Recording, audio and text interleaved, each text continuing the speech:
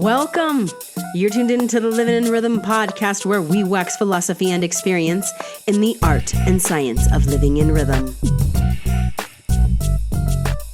I'm Sister Sunday, and I came here to let my soul shine. It's a lifestyle, you know what I'm saying? For real.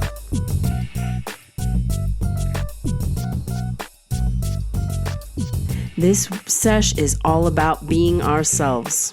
With all of this Aries and the full moon on the rise, the message is clear that being ourselves is the most important thing we can do right now. There's nobody like you, and there's nobody like me, so the only thing that we really have to do is be. Mind, body, spirit, balanced and integrated, all three, in order to be in the 3D. That's what this time is for, because we're slipping into the axis of me and you, the self and the other. And with this full moon coming up, we're getting more lessons in the polarity, which is awesome. So the sun is going to be at 16 degrees in Aries, this middle phase, exploring instinctual expressions of the self. I am that I am, as Peter Tosh says. And then this full moon is coming up on April 5th at 10:37 p.m. Mountain Time, which means it'll be April 6th for some of you folks. And this full moon is all about reflections. Reflections abound as we're learning to balance our self-perceptions with outside feedback. There's a lot of cosmic things happening with this alignment. We've got a water trine coming in.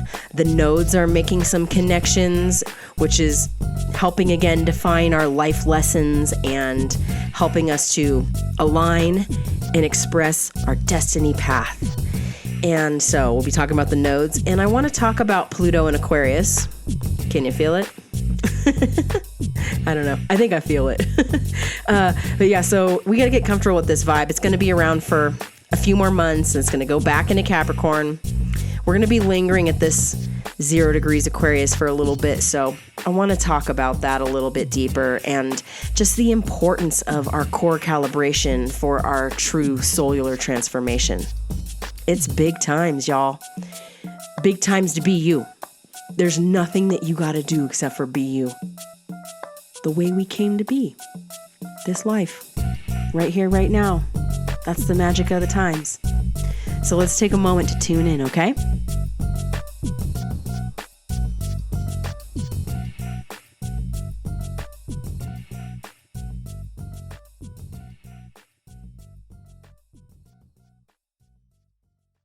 Take a nice deep inhale.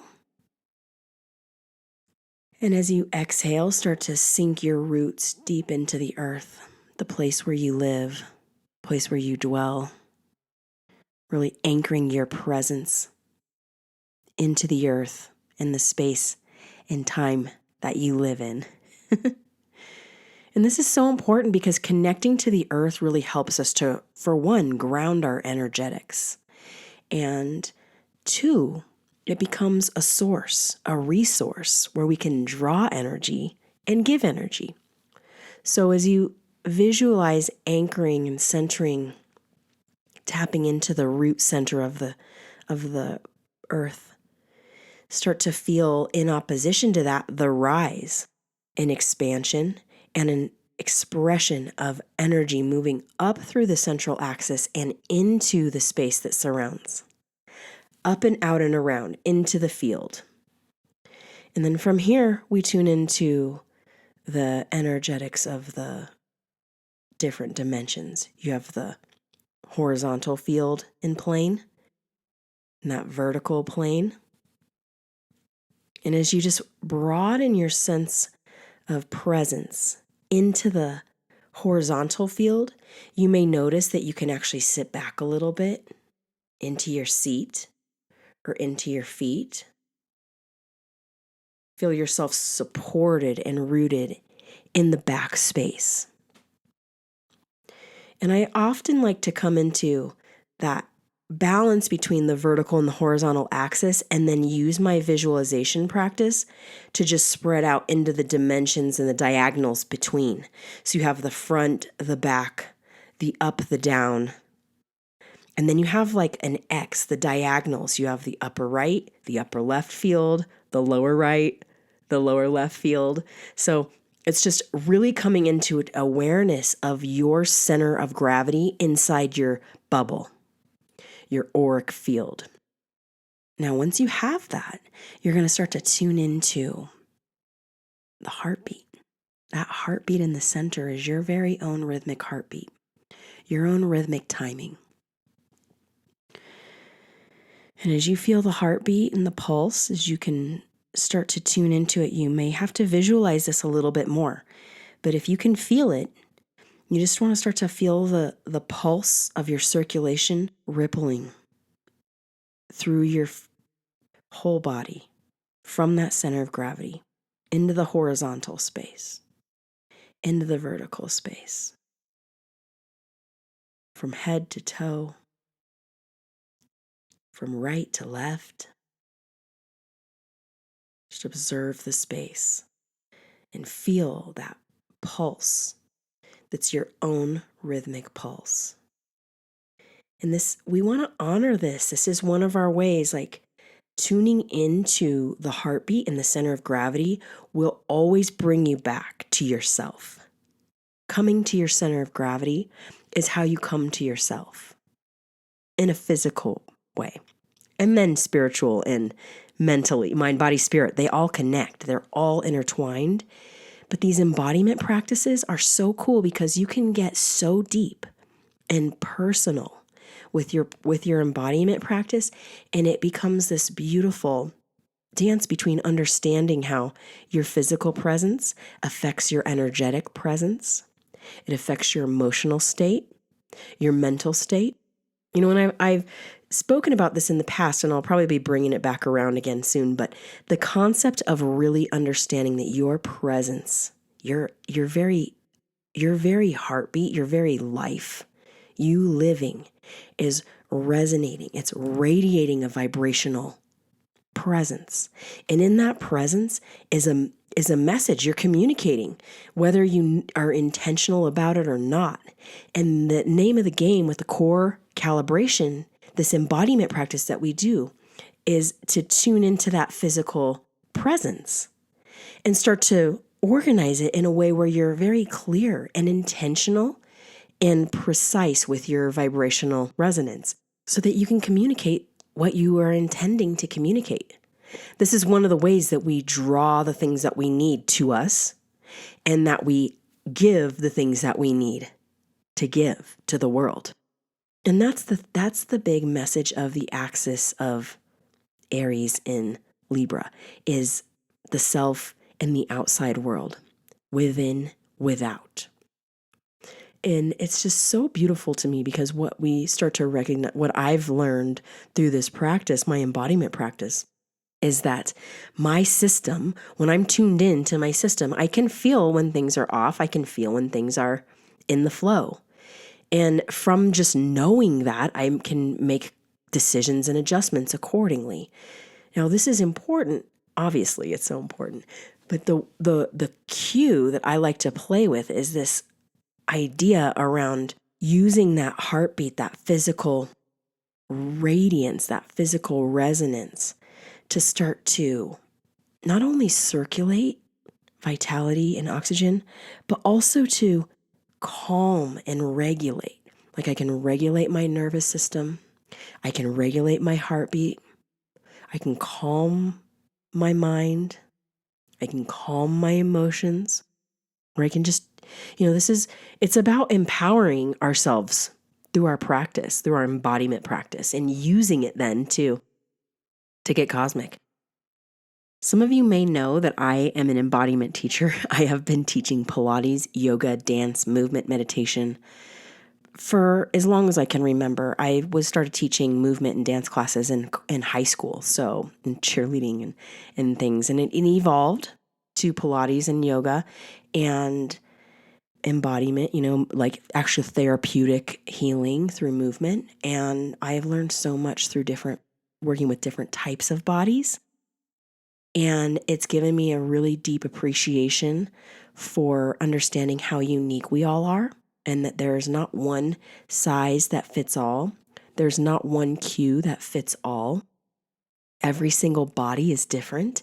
And so it is my highest intention in these core calibration sections of the pod to share with you as much as I can how I use my embodiment skills to understand my own physicality, which then feeds into my mental and emotional capacity as well. Mind, body, spirit.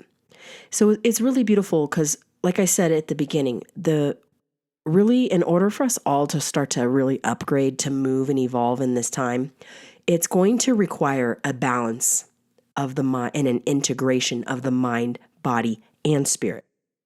And you might notice some people are more mental, some people are more emotional, some people are more physical, right? Some of us have a combo, which is great. But again, we're looking to create a balance between the three. And in the core calibration, I sort of broke these down a little bit to, this is just for today. I mean, these layers, there's so many layers to this information. But one of the things I've been playing with is this concept of the mind state, the mental capacity is really designed to help us with our observation and correlation, and then our manifestation, because our mind, our thoughts create things.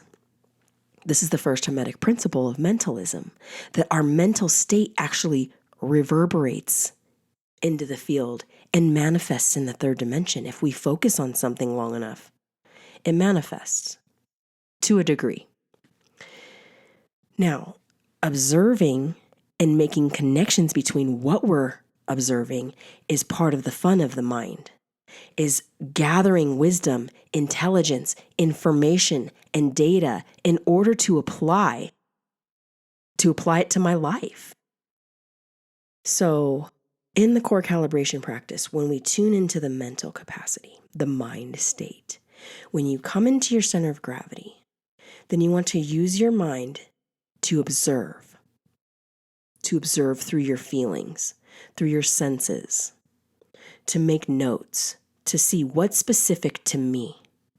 And this is really cool because, again, it's a very personal and custom thing. And our lives our experiences and our lives have an effect on our embodiment and our being, obviously. But, it comes really simple as if you've had an injury or something. If it's serious enough, you may still have residual effects from that experience in your physicality until you address it. This is true for the emotional state as well. So with the mind, we can observe and make connections with the way we're feeling, the way we're sensing, the way we're experiencing the world. In this way, gathering this data and information, it gives us not only patterns, it not only gives us information and data, but it helps us to understand the patterns that we have. So many of us have mental patterns and mental states that we fall into, just like we have physical practice. We're humans are habitual creatures. We love repeating things. We like getting in grooves and staying in the groove. The trick is to finesse your groove. Finesse it in a way, find your inner groove, deeds. Find your inner groove. It's to be able to tune in and actually see where the grooves and the patterns are. And if you need to make tweaks or adjustments, to give yourself permission to change and do so that you're not repeating the same mental patterns. My friend Jerica has this saying, do not enter the neurotic world of ... because you will notice this about people in your life. Some people will have these mental thoughts that they just repeat and repeat and repeat. And, it's like every time you talk to them or every time you see them, it's the same story. It's the same thing. Or, they might have a different job or a different partner. And it's like, it's the same problems as the last problem, because so many of humans on the earth right now are being asked. So many of humans are not being honest with themselves. And this is what this is about, is like tuning in to your patterns and observing them, and then tending to the patterns, honoring them. If it's a good habit, if it's a good mental habit, work it. See how it can help you grow and expand your life's experiences. That's what this is about. Tuning in so you can have a fulfilling life. to be who you are. Just you. There's nothing that we're trying to achieve except for just to be who we are. We don't even, some of us are really still learning who we are and how we are. The mind state is one of those places that we can do this, which is also why meditation is so crucial. I love a good moving meditation, but I love this little tuning in that we do too, where it's just you anchor into the earth, you tune into the 4 directions, and you observe the heartbeat in the presence, and then you sort of just breathe and get caught in that rhythmic pulse so that you can just steady and regulate a tempo. That's a way of meditating and clearing your mind and clearing your energy and focusing on just the heartbeat, the center. So we want to practice this. We want to really start to practice this as much as possible. So that's the mind state. Now the embodiment, which I've talked about. I've been saying this. Center of gravity.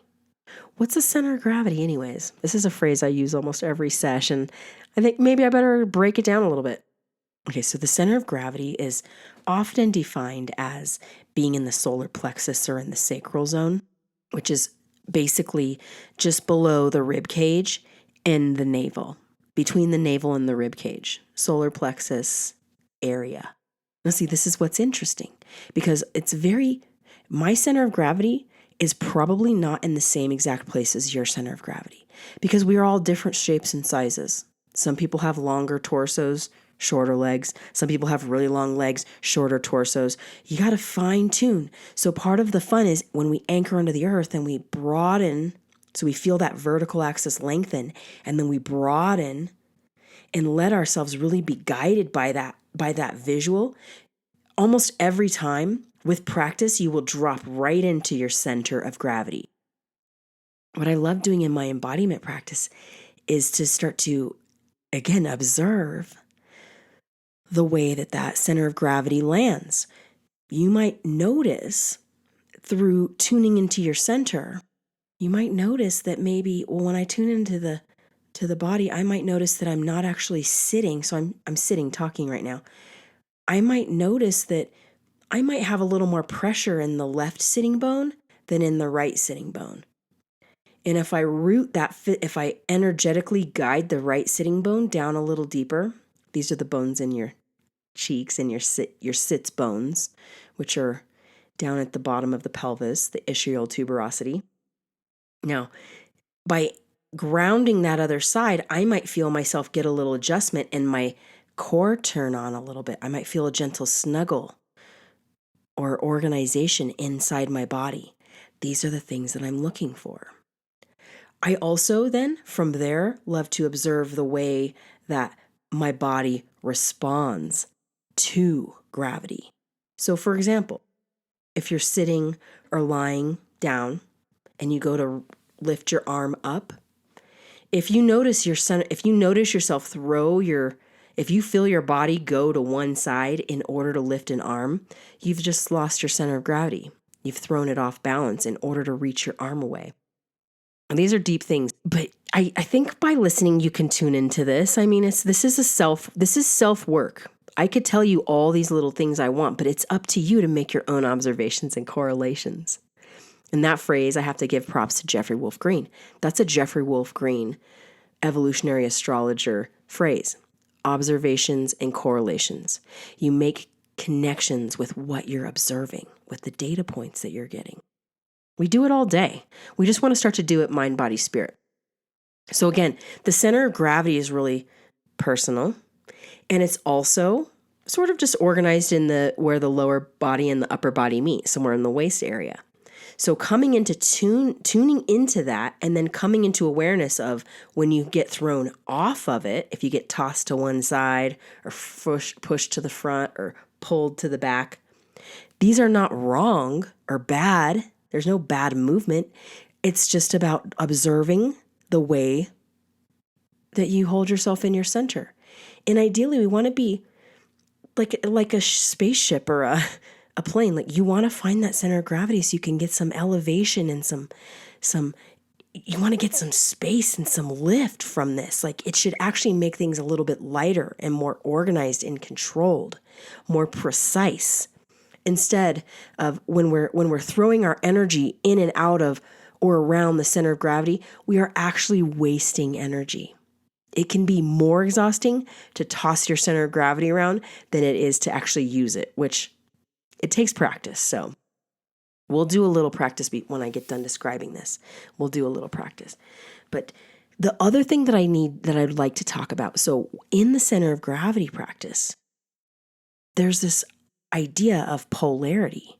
In Pilates, we call it oppositional energy.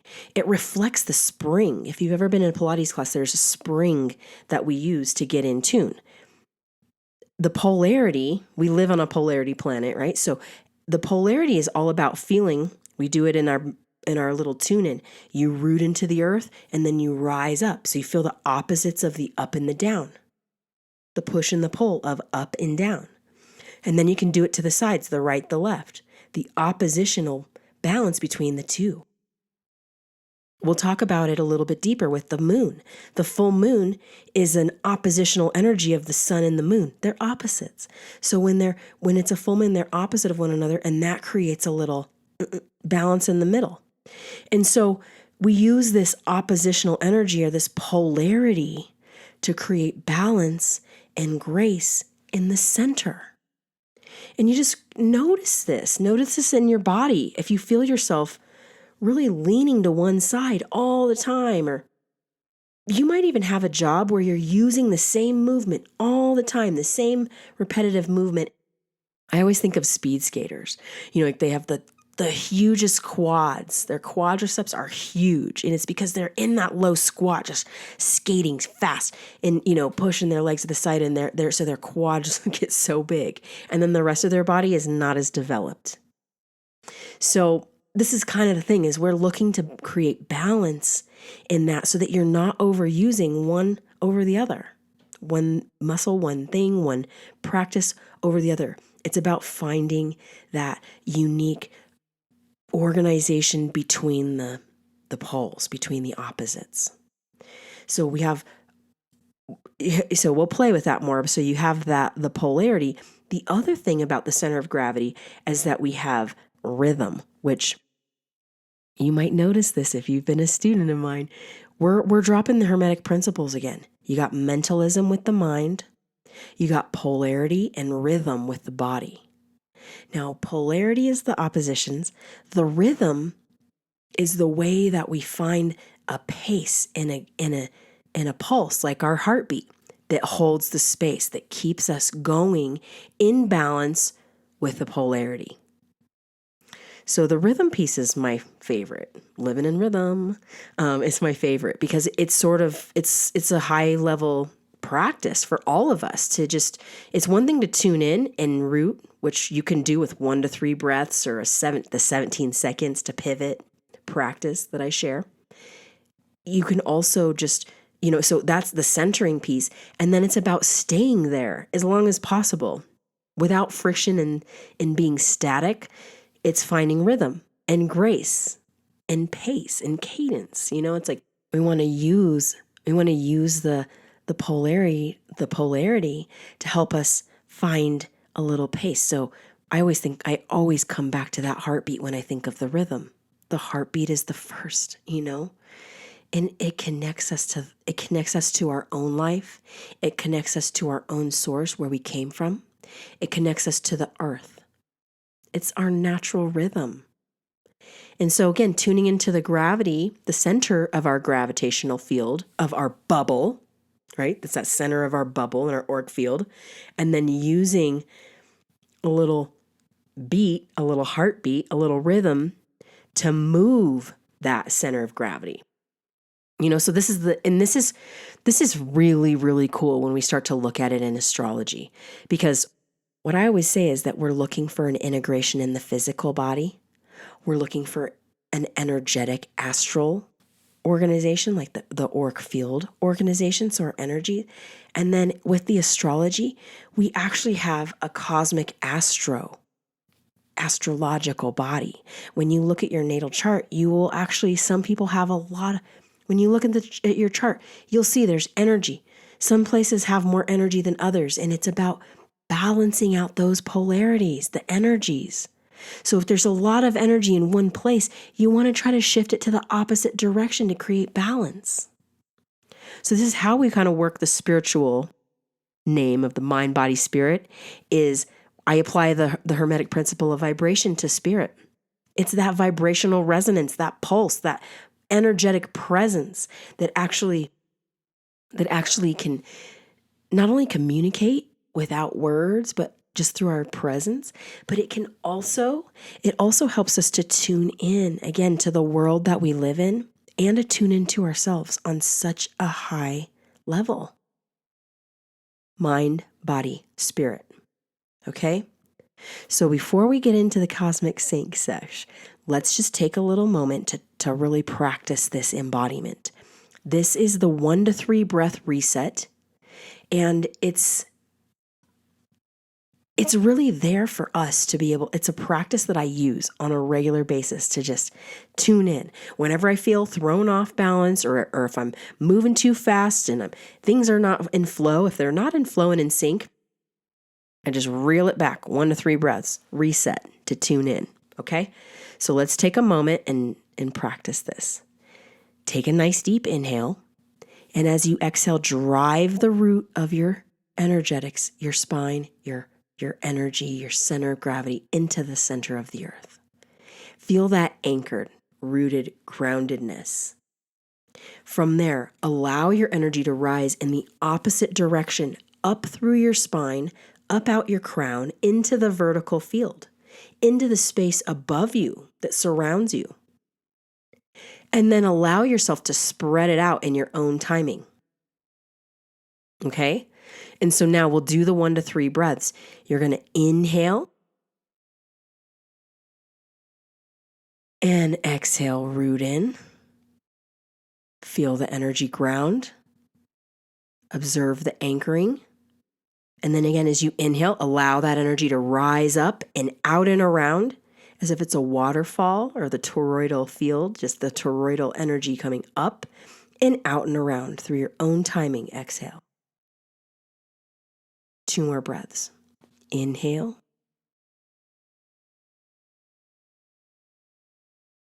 And exhale. One last time in your own timing.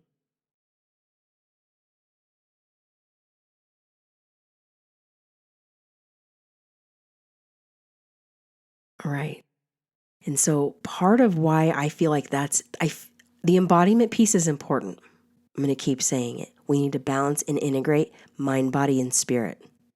We have to balance and integrate all 3 in order to be on Earth in the 3D. Once we activate that 3D, then we can start going in 4D, 5D. But this 3D is so important. Your third dimensionality, your physicality, your presence is so important. And so this is why we do this. We anchor into the earth and really ground ourselves in order to go cosmic, because you don't want to go cosmic unless you got a tether or something to hold you back on earth. And how long your tether is that's you. That's on you. Which I love. It's great. So, everybody gets to choose. On top of that, everybody gets to have their own experience. This is, again, part of the fun is the age of experience is the new age. The Aquarian dawn is the age of experience. It's about you defining who you are and living it fully, right? We've heard these catchphrases a lot, like live fully, be yourself. It's real. We have to. Nobody's going to do it for you. And nobody can do it, even if they wanted to. So it's on us, on our responsibility to be accountable for our own presence. And I just want to quote my friend Rockerty. He's a musician. He's a reggae musician. And he has a song, Jah told me to stand up and be one of the living. And I just love that phrase because it's really true. It's about being present, accountable. Like, I'm here. I'm present. I'm one of the living. I'm one of the people. I will do my best to be one of the people on earth present, organized, holding my vibe as best I can. And you'll notice this in the world, like just observe. because it's a lot. This is part of the fun. I'm getting there with this full moon, but it's all intertwined. But I would say that, when we observe, it's so much easier to see outside yourself. It's like you can see other people throwing their energy around all day and all night. People throw their vibe around, and who feels it knows it. When you're tuned in, you'll feel what that vibe is. You'll feel if it's good or if it's off. Is this something I need? Is this not? Is this again, is this a neurotic tendency this person's playing out again? And then you get to choose to engage or not. And that's what I love about any of this stuff is the awareness gives us choices to make, to have a fulfilling life, to have better experiences.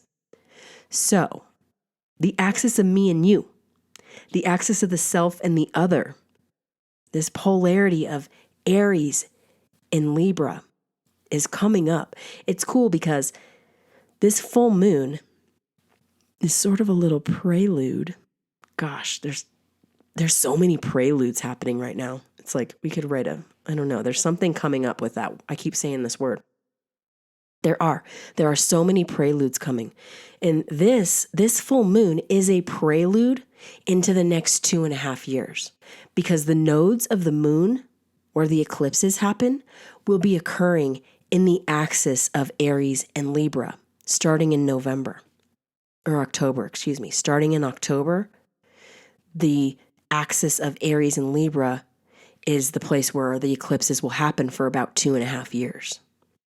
But this full moon is also the last full moon as we wane. After this full moon peaks, we'll be waning towards an eclipse in Taurus. So that'll be cool. We'll talk about that next sesh. But this is a prelude into the next few years. So you can get insight, again, if you observe and make connections, you can get insight into how you personally can maneuver the next couple of years. So what does that look like? Well, Aries is all about the self. It represents Mars and the first house. So it's very assertive. It is the ram. And it is the best phrase, I am. It's the will to live. I am me. I am being. That's the vibe. It's got a being present vibe with it. And so it's also one of my favorite phrases I like to use to describe Aries is unapologetically me. I'm not even thinking about anything else. I'm me. What? Next. I'm here. I am. They come hard and they're fast and it's head first. It's head first. Aries energy is. So there's a lot of information about the self being revealed when the sun is in the zodiacal sign of Aries. It is all about self-reflection. Self. Who am I? I am that. I am not that. I am that I am. I'm getting more and more comfortable with this sign. Like, this is the best part about when we live through these transits and we study these cycles and seasons over and over again. Each season and cycle is unique in its own time and place and space. Yet there are patterns that are revealed when we make connections through our observations. The reflections around being who you are and not even head first into the self is the art form around the sign of Aries, the archetype of Aries. And so the day before, hours before the full moon kicks in and is exact, the sun comes conjunct with Chiron at 15 degrees Aries. And for me, this is shining a light on what needs to be healed or what needs to be released, what needs to be sacrificed, what we need to let go of in order to be ourselves for real, And so it's a powerful time. That's all I want to say. I feel like that Chiron, we've been talking about it too. It was lined up with Jupiter, which is emphasizing our need to heal ourselves. And it's funny because I feel like there's a lot of us, many of us are being activated and getting stronger in our skill sets all the time, which I'm so grateful for. And there's a lot of people that are still kind of just waking up to some of these things. What is so potent about this sun joining forces with Chiron is that, again, it's giving us this extra push to heal ourselves on a very profound way. To like shine the light and look at those wounds. Look at the places where you might have gotten wounded and in your warrior, as a warrior. The place where you seek power and energy to assert yourself, where you might be scared or hesitant or have doubts or anticipation around moving forward. This is where you get to heal it. Just look at it and decide. Because what I was about to say a moment ago is, so many of us are like, I was kind of going through this a few years ago. And if you were in the Cosmic Sync class, you heard this a lot, that basically the only thing you have to do is be yourself. There is no, right now, light workers, people who are working towards their own elevation in consciousness to raise the vibration on the planet. Yes, we must do it, but guess what? It starts with you. It's a man in the mirror kind of thing. It's a woman in the mirror kind of thing. Only you can set yourself free. And so it takes courage and strength and a drive, a will to live and survive and thrive to go ahead and look at those places that might feel wounded and nurture them and let them be healed, and then let them become our biggest assets because we've overcome something. The overcoming is, again, it's like that. I overcome. It's empowering. It's so empowering. Because right now, obviously if you've got a project and you're inspired by it and there's a clear path forward, take the path, go for it. But if you're not certain, if things are a little cloudy and uncertain, or you might feel yourself even wavering a little bit, wait till it's clear. Wait till the drive is there, the yes is there. If it's a maybe or a no, then don't push. Aries wants to go head first and it wants to dive in. But what this Aries, this Chiron and the sun is giving me insight around, it's helping me realize like there's no pushing necessary. The flow is there when we're aligned. This is about learning to heal and love ourselves on a whole next level so that we're strong enough and capable enough that when the window comes, when the time is right, we've got enough energy to make the moves that we need to make. Instead of spinning our wheels in a place that's not serving, that's not going to be of benefit. So that's the sun conjunct Chiron. And then the full moon. So the full moon takes place on April 5th at 10:37 p.m. Mountain Time, which means that some of you are going to be experiencing the full moon on April 6th. So it's April 5th, April 6th is the full moon in the zodiacal sign of Libra. So sun opposite the moon at 16 degrees and 7 minutes. There's that polarity again. The sun and the moon opposite. Light, dark, day, night, in, out, yin, yang, man, woman, fire, water. It's very cool. So that polarity, there's not a right or wrong to it. They're just there. Polarity. And so a full moon, every month we get to experience this polarity, sometimes twice on a blue moon. But this month, this full moon is all about the self, reflecting the oppositional energy of the other, the outside of the self, within, without. And this is fascinating to me. Libra represents that, the other, the outside of the self. It's also partnerships, marriages, it's the 7th house, but it's really about the outside of the self, the without. And for me, the outside is all about reflections and feedback.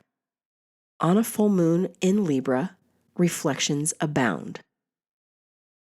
So again, we're learning, we want to use a full moon in Libra to learn to balance ourself from our perceptions. Now this is deep. I've got some potent Libra in my chart, and it's something I've practiced as I grow up, as I learn. I realize how important it is to recognize the outside, the within and without, because sometimes I take the without and think it's all me. Sometimes it's a reflection of me, but sometimes it's a reflection of somebody else's projection. And that seems like, well, yeah, duh. But here's the thing. When we're using the reflections for our perceptions, we get to choose. Again, there's more filtering and data gathering. And so it's like, sometimes you'll notice through your center of gravity, if you're tuned in, your sensory perceptions will give you feedback as to this resonates or this does not resonate. And I think what I want to say about this is, like, a lot of people like to project. They project their own, sometimes people are just throwing out their own insight. I mean, there's a balance in how we project, because you don't want to project yourself on other people. So the more you are yourself and embodied, the better, because then you're not projecting yourself on anybody else. And likewise, you're not letting anybody project onto you. And this is the thing that's interesting is, like, I asked this question, like, if I'm in a confrontation or an uncomfortable position with the outside feedback or the outside world, I think, like, does this affect me? Does this apply to me? Do I need to adjust and account for myself on this? If not, I let it go. And that takes a lot of practice, because I don't always let it go so easy, but I'm working on it. It's a practice. And so, because sometimes I'm, in the past, I've been known to take it on. And I will say this, Libras do really feel, because they're so in tune with the outside, that they feel and sense everybody. Kind of like a Cancerian, really. They're observing and sensing so much outside feedback that sometimes they confuse themselves with that outside feedback, and it's really easy to take on the outside world. Take on other people's problems, other people's emotions, other people's ideas. And, we learn from each other, and we're constantly mimicking one another. Like, especially with our family, when we're a little baby, we're learning from the people around us. So as a youth, we're learning from our outside world. We want to teach ourselves how to balance those perceptions so that we can integrate mind, body, spirit for our own unique experience instead of having somebody else's, so that's the lesson of this full moon. Super deep, right? That this just, again, reflections abound. So you get to practice that observing and seeing, how is this needed? How do I use this information I'm receiving right now? Maybe I don't use it. Actually, really, I find a lot of power in not using it right now, personally. I'm not trying to be like everybody else, finally. I just want to be me. I got my own way, my own thing, and you do too. So let your soul shine. Okay. On the full moon, not only do we have the sun and the moon opposite to one another, in addition to this, we have a grand trine in the water elements. So what a grand trine is when there's 3 or more planets in one in every element. So, for example, a water trine. We have the south node is at 4 degrees Scorpio, which is a water sign. We have Saturn at 3 degrees Pisces, water sign. And then Mars at 5 degrees Cancer. So we have a trine in water in the early degrees of the water signs of Scorpio, Pisces, and Cancer. Now, the water element is all about feelings. It's our emotions. And there's various levels. You when you start to study the elements, you'll see there's various levels of those elements within the different signs.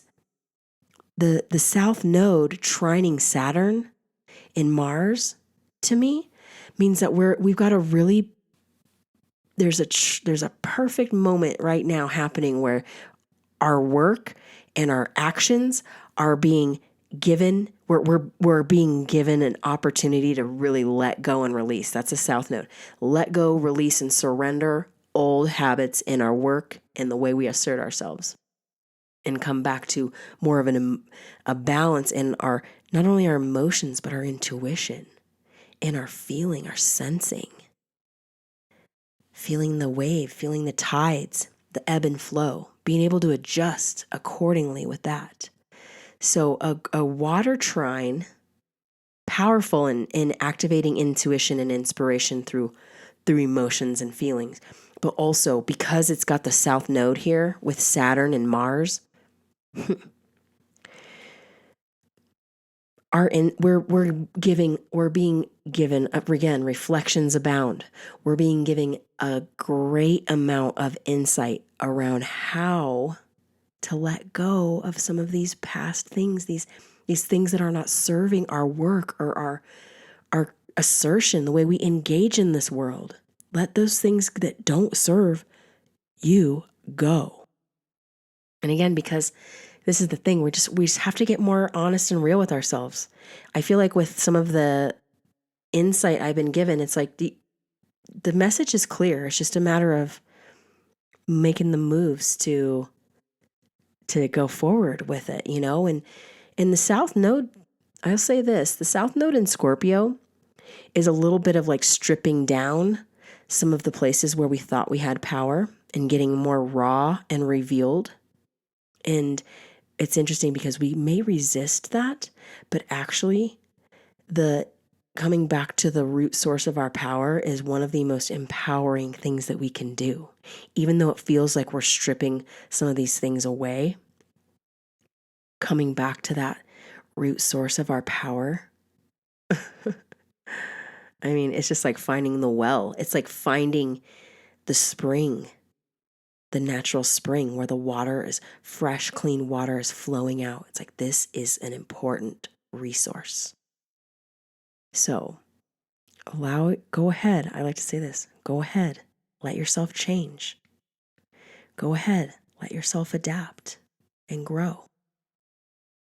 Which brings me to the next thing I want to talk about, which is the nodes of the moon. Where after this full moon peaks, we'll be waning towards an eclipse, which I will get into. I'm so excited. I love talking about the nodes and the eclipses. But there's some interesting things that are happening right now that will continue to be occurring. The nodes of the moon are right now at 4 degrees, and the north node is in Taurus, the south node is in Scorpio. This is the north node represents our future and our destiny. The past and our past lives to some degree are in the south node. Now, finding that balance between the two, the polarity of the future and the past is the present. That's the middle way, right here, right now. So, tuning into this, where our power is resourced and how we might engage in the third dimension is what that axis of love and power, that axis of Taurus and Scorpio is all about. And I spoke about this in the previous session, but this alignment continues. When Pluto came into Aquarius last couple weeks ago at 0 degrees Aquarius, it began sharpening a square with the nodes. So I have this concept I like to talk about there in astrology. It's called the evolutionary pathways. And it involves a few planets, Venus, the moon, Pluto, and then the north and south nodes of the moon. And so to me, seeing the north and south nodes squaring Pluto is a profound opportunity to sort of make quantum leaps in our evolutionary process on a personal level. And this requires us, again, to be conscious of how we're sourcing our energy, how we're using our energy, and how we're tuning into the sensory feedback in order to maneuver ourselves in this time. And again, it's about letting ourselves change, letting ourselves grow and adapt in a way where we can evolve and again, reach our highest potential so that we're having a fulfilling experience in this life. So, insights prelude into the future, insights into the future and how we might maximize this. Reflections abound. Reflections abound. So tune in and see what sort of insight you're being given to move you along so that you can make some evolutionary leaps and bounds. Quantum leaps and bounds in this time. Okay? The other thing about the nodes is that so not only are the south node is doing the trine, the north and south node are squaring Pluto, and then we also have Mercury it's basically coming into the sign of Taurus, and it's going to conjunct the north node. To me, that's all about expression, communication, and expression of our future self. So again, we're balancing this polarity between the past and the future by being present with our presence here and now and communicating in the direction that we're trying to go. So it's about practicing and sort of playing with the embodiment of what we'd like to experience in the future. Because that's what builds the future, is the now. And so this Mercury conjunct the North Node is a great way to help yourself heal and align your mental capacity, but as not only your mental capacity, but your expression, your self-expression, and how you want to show up in the world. So again, go ahead and let yourself change. Don't limit yourself to the old ways, because we're changing. Those old ways are gone. Let yourself evolve. Be new, be free, be yourself. I'm gonna be me. Okay, be you, be me, right? Seriously, so fun. Okay, so we're just communicating our destiny. That's what we want to do. We want to communicate the path of our destiny. It's like, or our destiny might be communicating to us. That's the other thing. It's like we might be getting insight from our future self, so to speak, as to how to maneuver right now. Future insights around who we are.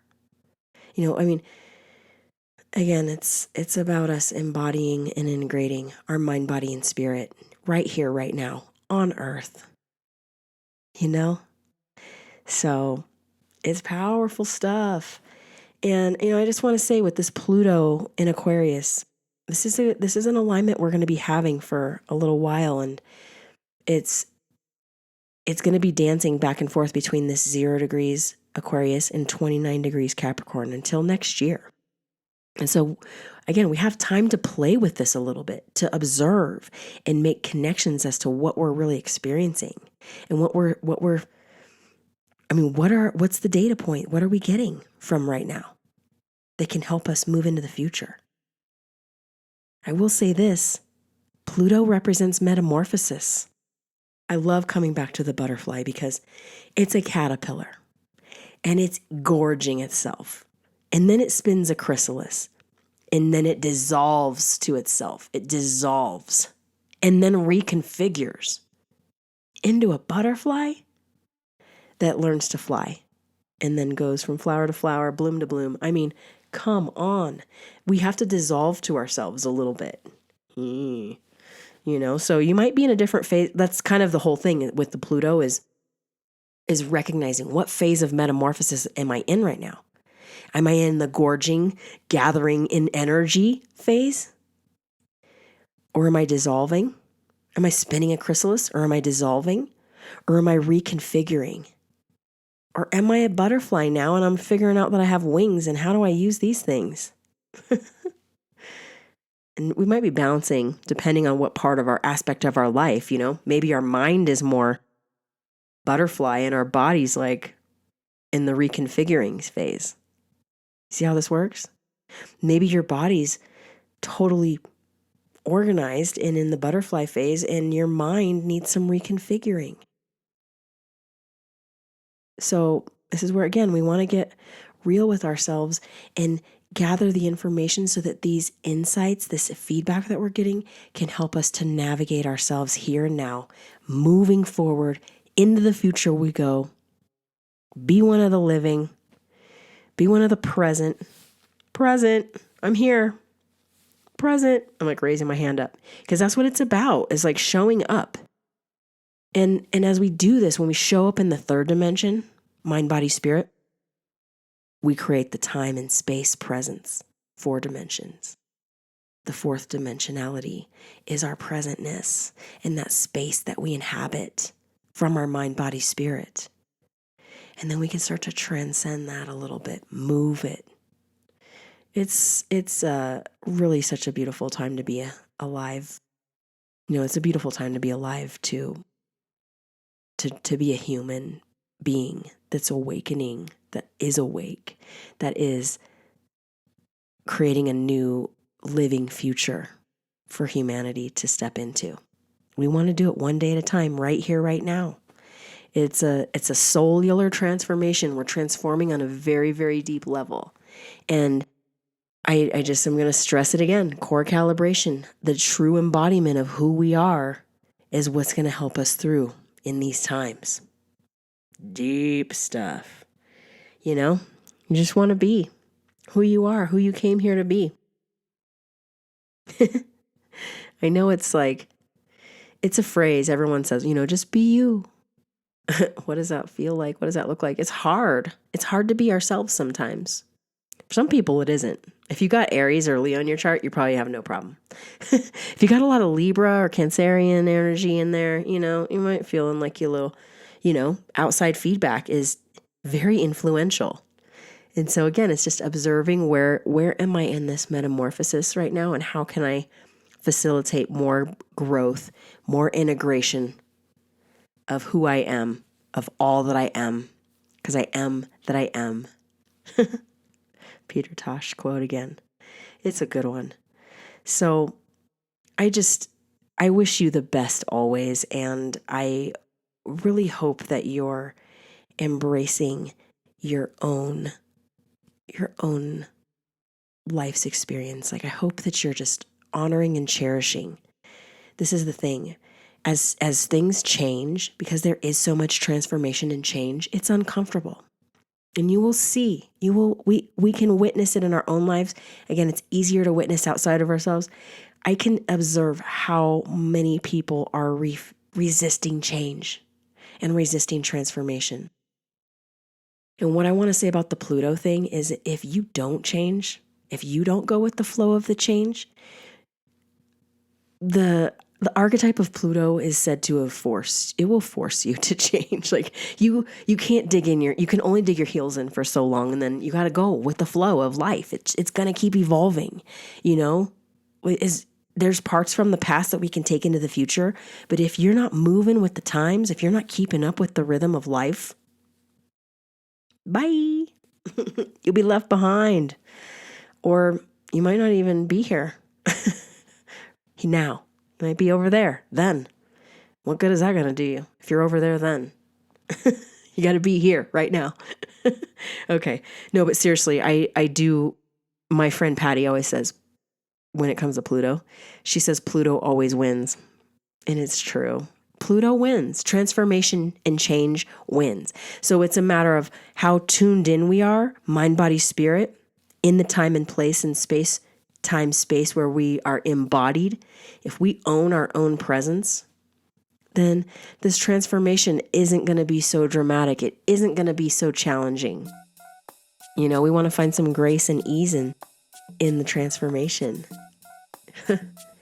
We got to get some wings here. So I wish you love and so much support in this time, in your own in your own cellular transformation. And I'm sending love and healing energy out from my own heart into the world. And I'm also asking to receive that love and support as well. It's a powerful time to be alive. And again, you want to be as awake, as present as possible to have a fulfilling experience. We can make some major evolutionary quantum jumps in this next couple years. So again, you got some time to play with it, but the energies are lining up for us to facilitate it. So it won't be so tricky. Everything's, when you tune in and you're present, it all flows. the things that we need come to us, and the things that we can give they're easy to give because we're sourced and we're resourced. So find your center, honor it, observe it, cherish it, nurture it, build it, inspire it, share it. It's true. We came here to let our soul shine. Each unique light, each unique being has their own light to shine. So find your signature vibe and let it go. Let your soul shine, y'all. I love you and I appreciate you so much. Thank you for tuning in and being part of this process and this project with me. If you want a reading, hit me up on the website, livinginrhythm.com. If you're watching this on YouTube, please hit the subscribe button and help my channel grow. If you support this on any of the pod streaming apps, please subscribe, or if you haven't already, leave a comment, whatever, just do it. Let's all support one another, okay? This is the time. And I'm here for you, and I appreciate you being here for me. I really, really do. So thank you. I'm sending you so much love and support. Go on, let your soul shine, y'all. Blessings and love. Peace.